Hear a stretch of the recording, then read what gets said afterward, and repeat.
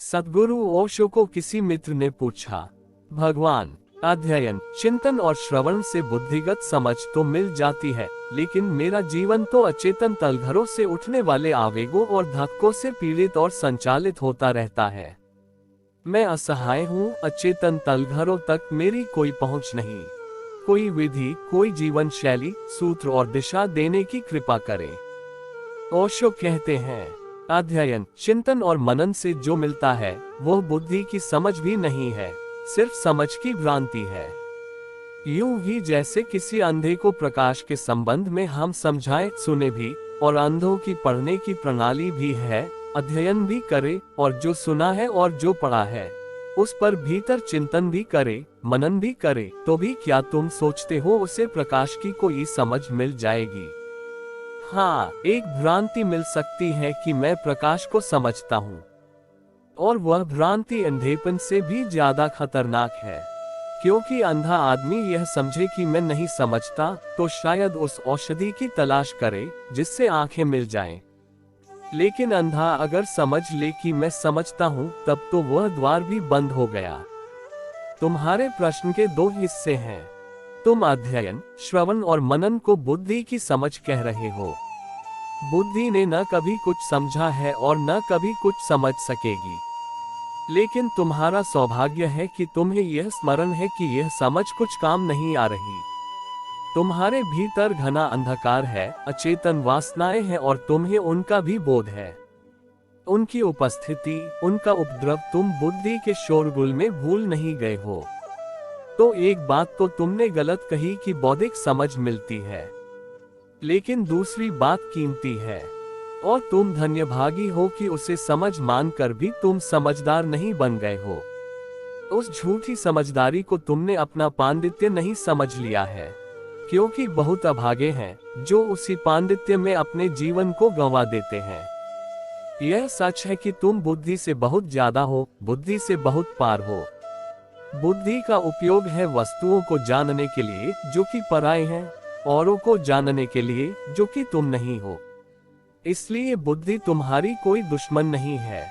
बुद्धि से सारे विज्ञान का जन्म हुआ है, लेकिन बुद्धि को तुम अपना दुश्मन बना सकते हो अगर तुम यह सोचो कि तुम बुद्धि से अपने को भी जान लोगे। यूं समझो कि कोई आदमी आंखों से संगीत को सुनने की कोशिश करे या कि कोई आदमी कानों से प्रकाश को देखने की कोशिश करे। इसमें न तो आंख का कोई कसूर है और न कान का कोई कसूर है। आंख प्रकाश देखने को बनी है, संगीत सुनने को नहीं।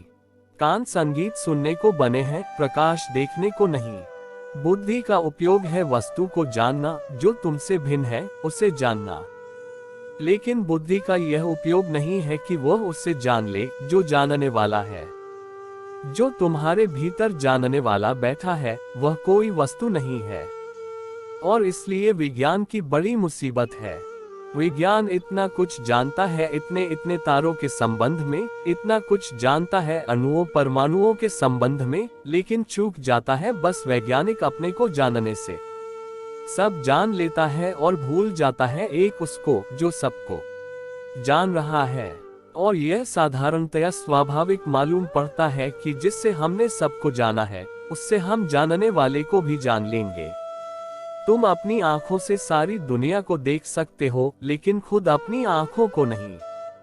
यह और बात है कि तुम दर्पण के सामने खड़े हो जाओ, लेकिन तुम जो देखोगे वह तुम्हारी आंखें नहीं है, आंखों की छाया है, आंखों का प्रतिबिंब है। कैसी मजबूरी है! आंख सब देख लेती है और अपने आप को देखने में असमर्थ है। ठीक वैसी ही स्थिति है। तुमने पूछा है, मैं कैसे अपने अचेतन, अपने अंधेरे को प्रकाश से भर दूं? एक छोटा सा काम करना पड़ेगा, बहुत छोटा सा काम। 24 घंटे तुम दूसरे को देखने में लगे हो, दिन में भी और रात में भी। कम से कम कुछ समय दूसरे को भूलने में लगो। जिस दिन तुम दूसरे को बिल्कुल भूल जाओगे, बुद्धि की उपयोगिता नष्ट हो जाएगी। इसे ज्ञानियों ने ध्यान कहा है। ध्यान का अर्थ है एक ऐसी अवस्था जब जानने को कुछ भी नहीं बचा, सिर्फ जानने वाला ही बचा। उससे छुटकारे का कोई उपाय नहीं है। लाख भागो पहाड़ों पर और रेगिस्तानों में, चांद तारों पर, लेकिन तुम्हारा जानने वाला तुम्हारे साथ होगा। चूंकि वह तुम हो, वह तुम्हारी अंतरात्मा है, उसे छोड़कर भागा नहीं जा सकता। वह कोई छाया नहीं है, वह तुम्हारा अस्तित्व है। रोज घड़ी भर, कभी भी सुबह या सांझ या दोपहर, इस अनूठे आयाम को देना शुरू कर दो। बस आंख बंद करके बैठ जाओ। लेकिन तुम्हारी आदतें खराब हैं, और तुम्हारी खराब आदतों का उपयोग करने वाले पेशेवर लोग हैं। वे कहेंगे, आंख बंद कर लो और देखो कि भगवान कृष्ण कैसे मुरली बजा रहे हैं। देखो कि जीसस कैसे सूली पर लटके हुए हैं। आंख बंद कर लो और देखो यह राम और सीता की जोड़ी। लेकिन यह तो आंख बंद करके भी फिर भी तुम दूसरे में ही उलझे रहे। आंख तो बंद हो गई, लेकिन दूसरे से छुटकारा न हुआ। गौतम बुद्ध का एक अनूठा वचन है कि ध्यान के रास्ते पर अगर मैं तुम्हें मिल जाऊं, तो तलवार उठाकर मेरी गर्दन को काट देना। अगर तुम मेरे शिष्य हो और अगर तुमने मेरी बात समझी है, तो संकोच मत करना क्षण भर को भी। क्योंकि ध्यान के मार्ग पर अगर गुरु भी खड़ा हो जाए तो वह भी दूसरा है। शायद वह लड़ाई आखिरी लड़ाई है। पत्नी को छोड़ देना कोई बहुत कठिन बात नहीं है। और जो लोग पत्नी को छोड़कर जंगलों में चले गए हैं, संन्यास ले लिया है, साधु हो गए हैं, महात्मा हो गए हैं, शायद तुम सोचते हो कि बहुत कठिन काम किया है उन्होंने। तुम बड़ी गलती में हो। कठिन काम तुम कर रहे हो कि पत्नी के साथ अब भी बने हुए हो। वे जो भाग गए हैं, भगोड़े हैं। लेकिन ऐसे भगोड़ेपन से, ऐसे पलायन से कोई हल न होगा। धन को छोड़कर भाग जाओ तो भी कुछ फर्क न पड़ेगा। धन की आकांक्षा पीछा करेगी। धन में कोई पाप नहीं है, धन की आकांक्षा में पाप है। आकांक्षा को कहाँ छोड़ोगे? अगर धन में कोई पाप होता तो चोरों को इनाम मिलने चाहिए थे, सजाएं नहीं। बेचारे कितनी मेहनत उठाकर लोगों को पापों से मुक्त कर रहे हैं।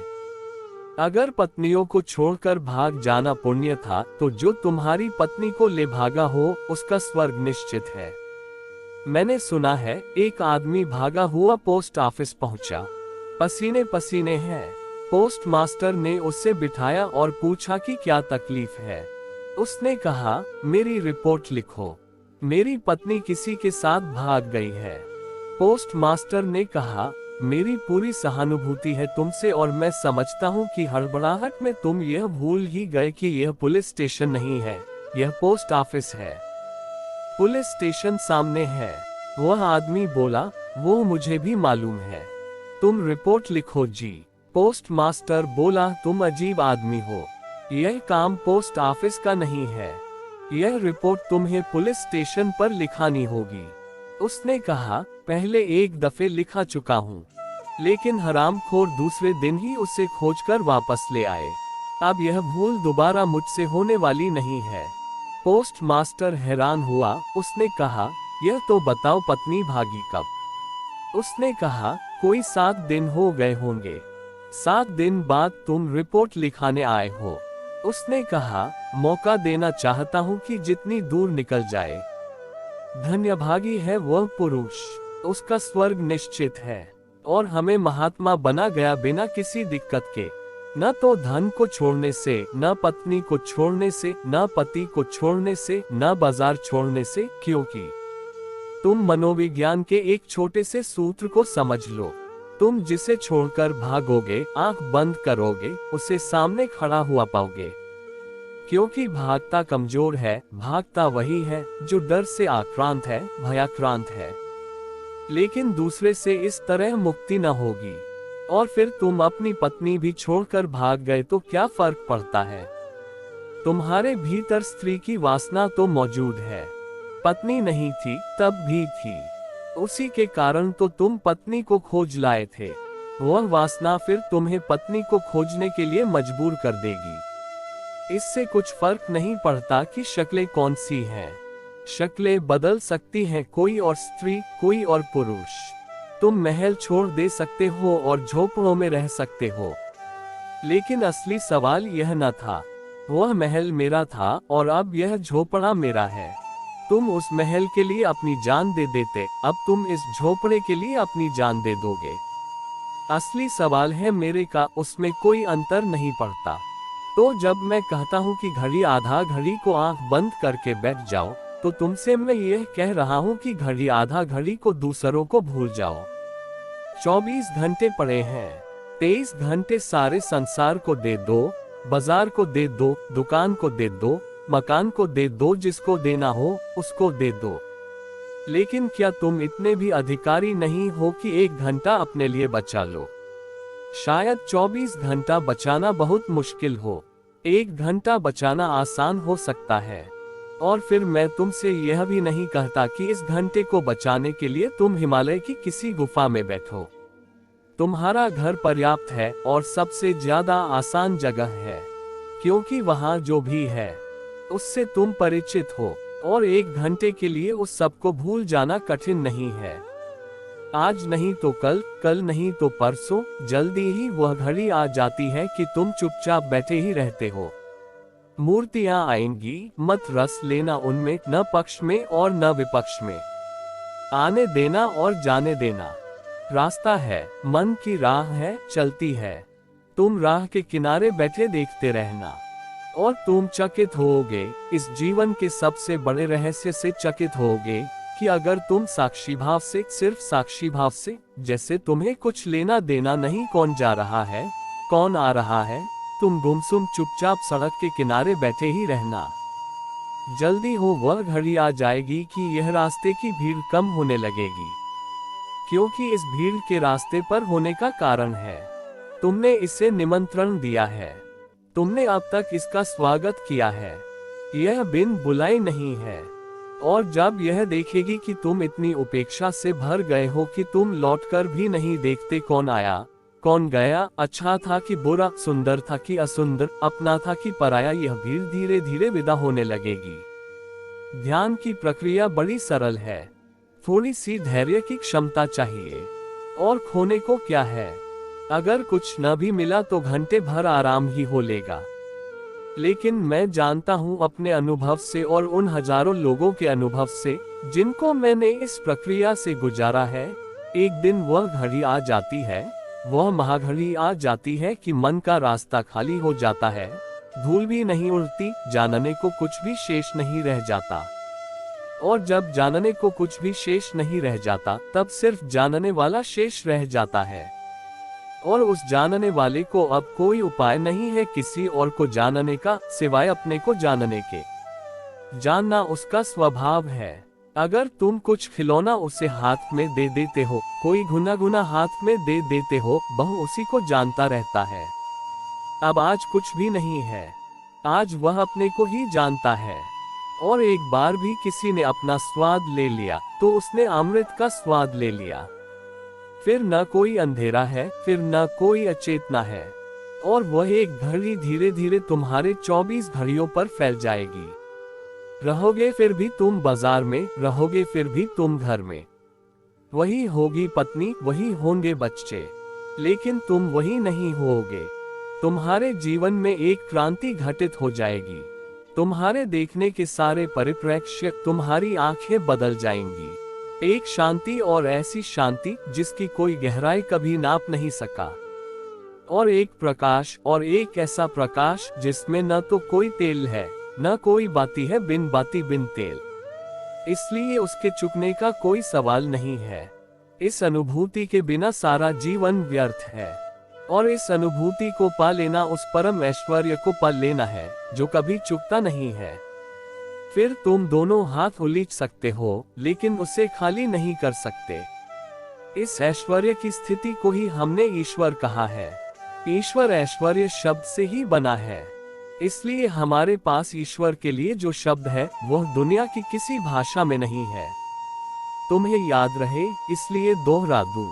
पहली बात, जिससे तुम समझदारी समझते हो बुद्धि की, वह बुद्धि की भी समझदारी नहीं है। दूसरी बात, तुम जिससे बहुत कठिन समझ रहे हो वह बहुत सरल है, बहुत सहज है।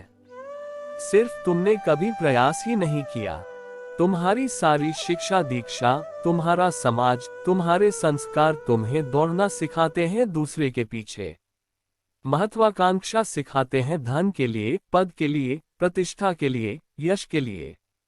दुर्भाग्य है हमारा कि अब तक हम एक ऐसा समाज भी पैदा न कर सके जो तुम्हें कुछ सिखाता हो राज की वे बातें कि कैसे तुम अपने को पहचान लोगे। और उससे बड़ी कोई प्रतिष्ठा नहीं है, और उससे बड़ी कोई अभीप्सा नहीं है। एक बहुत अनूठी दुनिया है। यहाँ बादशाहत से भरे हुए लोग भिखमंगे बने हुए घूम रहे हैं। जिन्हें सम्राट होना था वे हाथ में भिखारी के पात्र लिए हुए घूम रहे हैं। थोड़ा सा प्रयास, लेकिन तुम्हारे समाज और तुम्हारे संस्कार तुम्हें डराते हैं। वे तुमसे कहते हैं स्वयं को जानना। यह जन्मों जन्मों में होता है, यह कभी कभी होता है, यह किसी अवतारी पुरुष के जीवन में होता है, यह किसी तीर्थकर के जीवन में होता है, यह कोई मसीहा, कोई पैगंबर, कोई ईश्वर का पुत्र। तुम तो एक अदना आदमी हो। तुम इस झंझट में मत पड़ जाना, तुम इस मुश्किल को हाथ में मत ले लेना। यह तुम्हारे बस की बात नहीं है। मैं तुमसे कहता हूं कि यह तुम्हारा जन्मसिद्ध अधिकार है और इसके लिए तीर्थकर होना जरूरी नहीं है। हाँ, यह घटना घट जाए तो तुम तीर्थंकर हो जाओगे। इसके लिए कोई मसीहा होना जरूरी नहीं है। हाँ, यह घटना घट जाए तो तुम मसीहा हो जाओगे। मसीहा होना पहली जरूरत नहीं है, अंतिम परिणाम है। बस तुमसे 1 घंटा मांगता हूं, और 24 घंटे में तुम 1 घंटा न दे सको, इतने दिन तो नहीं। इतना दिन तो कोई भी नहीं। और मैं नहीं कहता कि मंदिर में जाओ, और मैं नहीं कहता कि मस्जिद की फिक्र करो, क्योंकि मेरी दृष्टि यह है कि मंदिर और मस्जिद और गिरजे और गुरुद्वारे घातक सिद्ध हुए हैं। इन्होंने यह ख्याल पैदा किया कि भगवान तुम्हारे घर में नहीं है। मैं तुमसे कहता हूं, तुम जहां हो वहां भगवान है। इसलिए तुम जहां बैठ गए वहीं तीर्थ हो गया।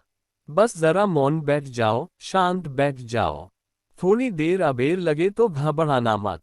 और लोग इतने अधैर्य से भरे हैं।